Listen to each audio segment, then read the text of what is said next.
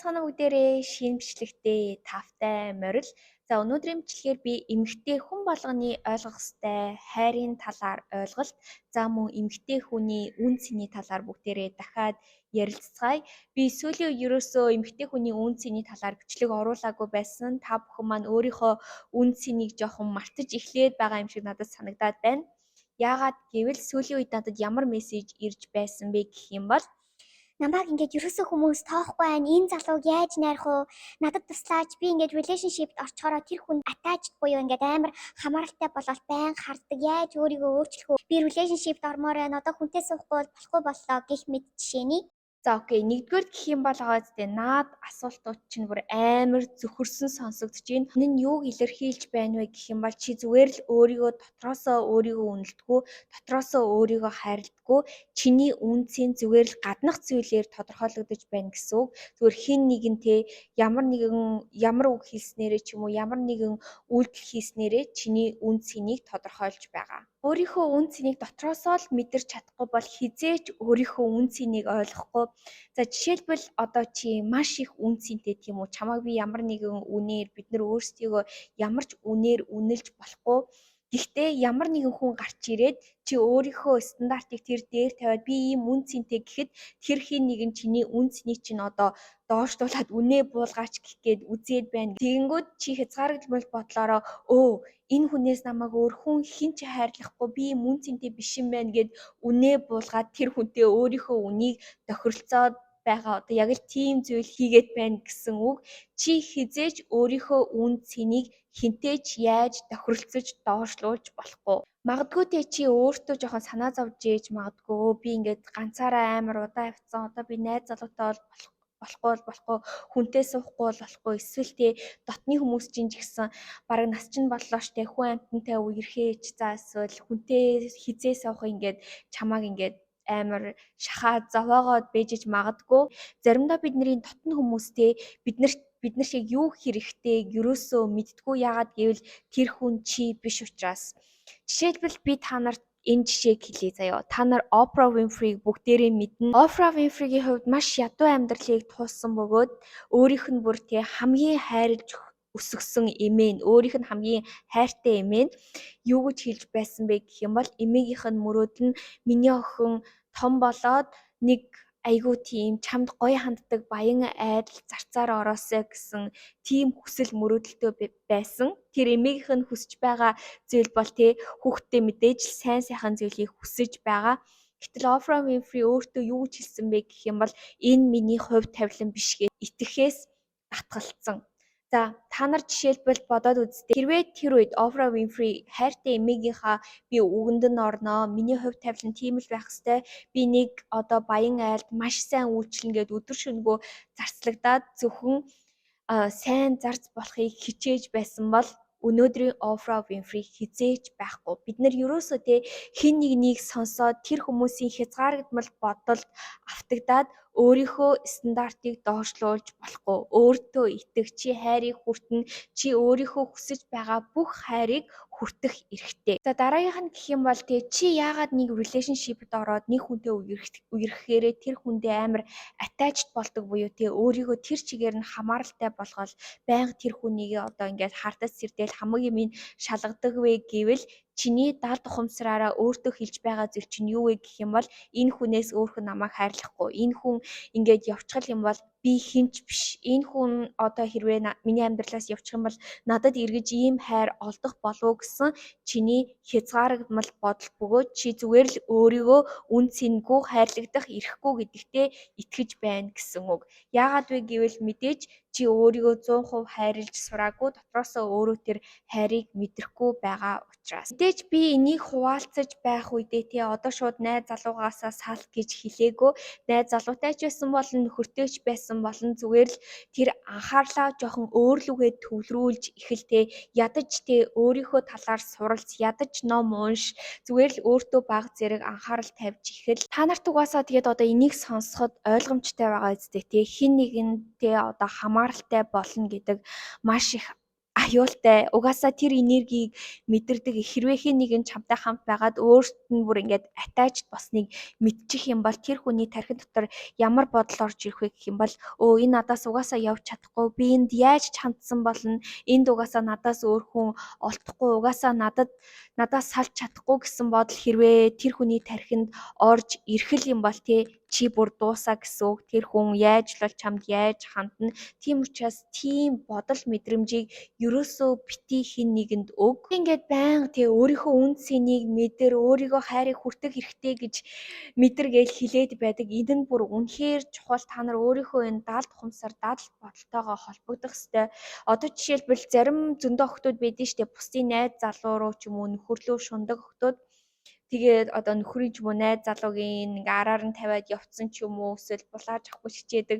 Тиймэрхүү зүйлс зөндөө сонсч исэн. Эдгээр эмэгтэй хүмүүсийн даалт бодолд нь ямар бодол байна вэ гэх юм бол одоо тэр найзыгаа хараад ч юм уу манай найз амар тийм хайрлагтахаар төрсөн, амар гоё ингэж хайрладаг, надад ийм хайр олдох болов гэсэн. Өөрийгөө би ингээ хайрлагдах ирэхгүй, бусдыг л одоо бусад эмэгтэй хүмүүсийг л онцгой гэж харах үед бусдын нөхөр, бусдын найз залууд одоо шунаж эхэлдэг. Энэ нь зүгээр л өөртөө маш итгэлгүй байдал, өөрийгөө хайрыг хүртэх ирэхгүй гэж итгээд бусдын найз залууг булаах гэж хичээж байгаа нь шинж тэмдэг. Түүнээс гадна хайрыг угаасаа хүчилж болохгүй та бүхэн маань ерөөсөө мэднэ. Гэхдээ байглаасаа бид нар ямар нэгэн зүйлийг хүчилж бий болгох гээд байдаг.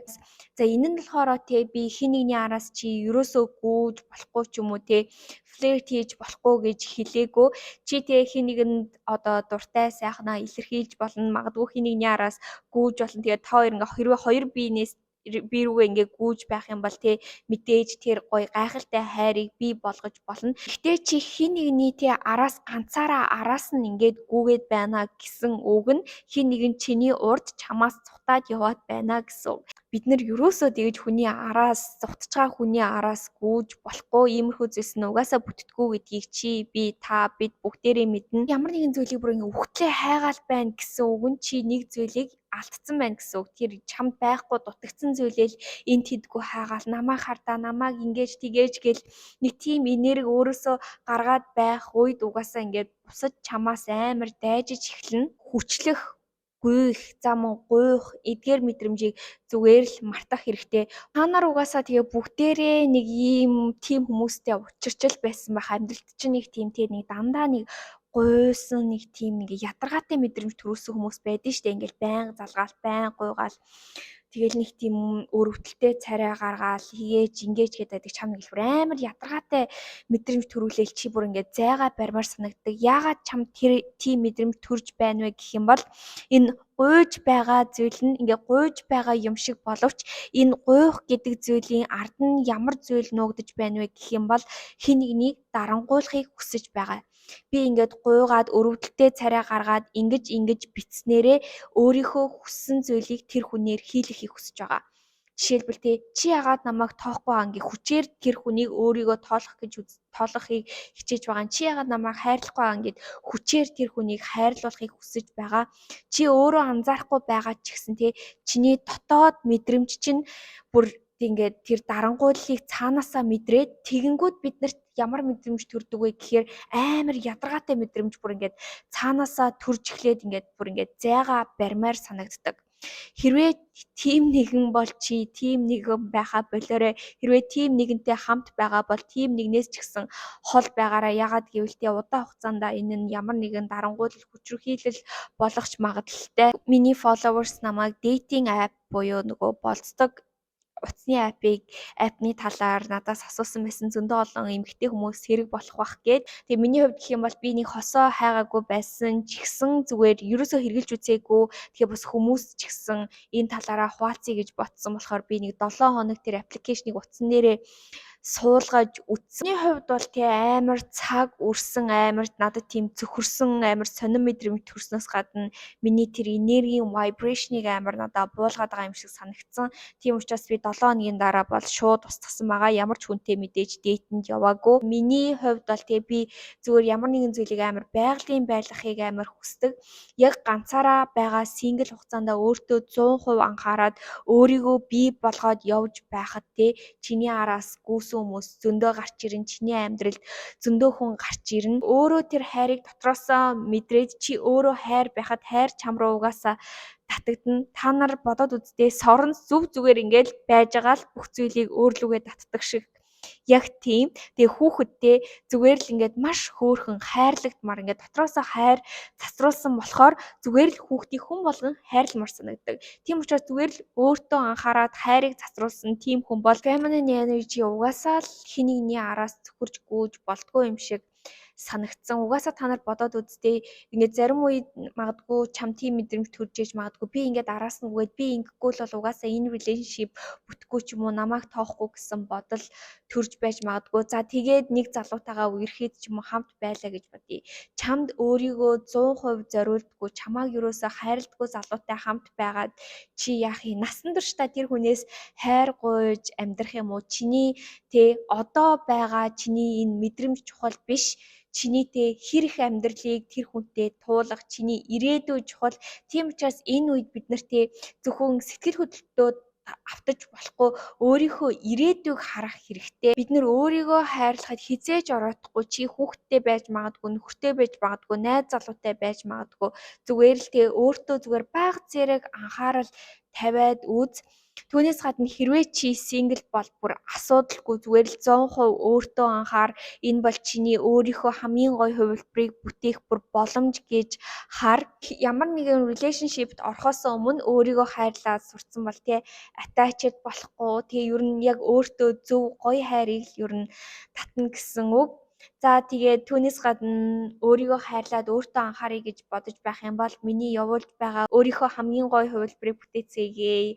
Сургалтандаа заавал хамрагдаарай. Тэгээд над руу DM бичиж болно. За тэгээд та бүхэд маань өнөөдрийн бичлэг таалагдсан гэж найдаж байна. Өөрийнхөө үн цэнийг хизээж битгий хэн нэгэнтэй тохиролц, хизээж битгий буулга. Зүгээр л өөрийгөө хайраар дөрөнд өөрийгөө хайрыг татдаг тэр чигээр нь хайр гэдэгт өөртөө итэг. За тэгээд бүгдээрээ дараагийн бичлэгээр дахиад уулзлаа. Түр баяртай.